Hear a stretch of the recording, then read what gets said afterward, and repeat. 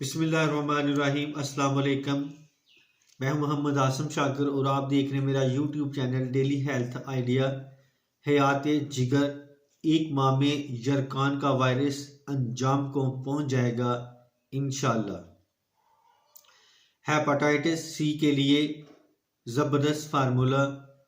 Whole Shafi पोस्त रेठा 20 ग्राम, रेवंद खताई 40 ग्राम, फटकरी सफ़ेद खाम 10 ग्राम, काफूर पाउडर 5 ग्राम, 500 मिलीग्राम कैप्सूल भर लें।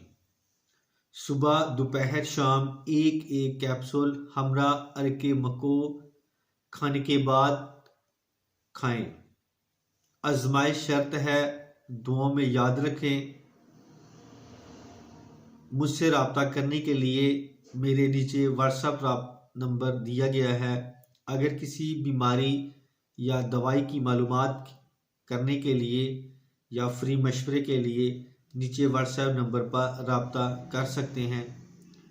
तो इसके साथ ही मैं अब इजाज़त चाहता हूँ। दुआ में याद रखना और अपना ख़ास ख्याल रखना। अस्सलाम वालेकुम।